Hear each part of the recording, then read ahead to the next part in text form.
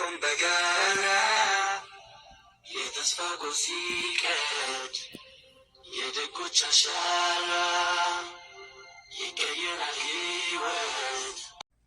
ሰላም አለይኩም ወራህመቱላሂ ወበረካቱ። ወደና የተከበራችሁ ወደ ቻናሌ ቤተሰቦች እንዴት ናችሁ? ወደ ሰላም ናችሁ ወይ? ከኔ ጋር አልሐምዱሊላህ። እንደውም ክርስቲያን እህት ወንድሞቼ ሰላም ብያለሁ። በያለንበት የዓለም ዳርቻ ሰላማችን ይብዛ። አላህ ሀገራችንን ሰላም ያደርግልን። እንደውም ክርስቲያን እህት ወንድሞቼ ሰላም ብያለሁ። ሁላችንም በዱዓ በጸሎት እንበርታ። ሀገራችን የንጹሃን መጨፍጨፍ፣ የህፃናት ምንም በማያውቁት የነገ ሀገር ተረካቢ የሆኑትን እህት ወንድሞቻችንን እንዳይጠብቅልን እና ለቤት አዲስ የሆናችሁ ሰብስክራይብ ማድረጋችሁ እንዳትረሱ። ነባር ቤተሰቦቼ ስለምሰጡኝ አስተያየት ስለምታበረታቱ ከልብ አመሰግናለሁ። ዛሬም ነገም ብርታታችሁ አይለኝ እላለሁ ውድ ቤተሰቦቼ። እና ዛሬ ይዤላችሁ የመጣሁት ለመዳም ቅመሞች ግማሻችሁ ሕክምና ግማሻችሁ በመዳም ቤት የምትገኙ በአብርሽና ሩታ ምክንያት ጸብ ምክንያት መለያየት ምክንያት የታመማችሁ መብሩክ ብያለሁ፣ እንኳን ደስ አላችሁ። ምክንያቱም አሁን ላይ ሀገራችንን ጭንቀት ሀሳብ ሳይሆን በቃ የነሱ ነው።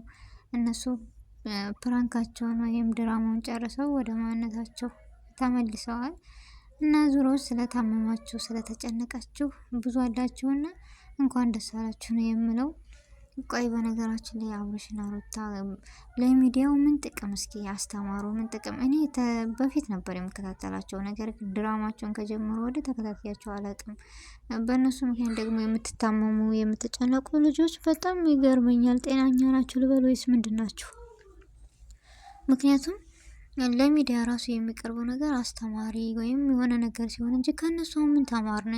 ፖለቲካ እየገቡ ነው ወይስ ጭቅጭቅ ነው ወይስ ምንድን ነው? የምትከታተሏቸው እኮ ራሱ ግርም ይለኛል። እና አልሙሂም ያም ሆነ ያም ያው ስላዘናችሁ ብዙዎቻችሁ እንኳን ደስ አላችሁ መልእክት ላስተላልፍ ነው በዚሁ አጋጣሚ።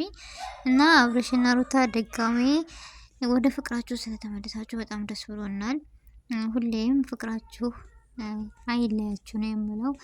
ነገር ግን ይህን ነገር ትታችሁ ወደ ማንነታችሁ አስተማሪና አዝናኝ በሆነ ነገር እንደ በፊቱ ስራችሁ ብትቀጥሉ ደስ ይለኛል። ምክንያቱም ይህ ነገር አስፈላጊ አይደለም። ከራሴ ጀምሮ በፊት የምከታተላቸው ዛሬ ግን አልከታተላቸውም። ለምን? ጥሩ አይደለም። እና እንደዛ ነው የምለው። ደስታችሁ ያስደስተናል፣ ፍቅራችሁን ይጨምርላችሁ። ከአሁን በኋላ በፊቱ ሄዳችሁ ብትመጡ ደስ ይለኛል። የዛሬው ቪዲዮ ይህን ይመስል ነበረ። ስለ ሁሉም ነገር አልሐምዱሊላህ። ለሚመጣውም ላደንበትም ሀገራችንን ሰላም ያደርግልን። ውድ ቤተሰቦቼ ሁላችንም በዱዓ በጸሎት እንበርታ። የዛሬው ቪዲዮ ይህን ይመስላል። አሰላሙ አለይኩም ወራህመቱላሂ ወበረካቱ።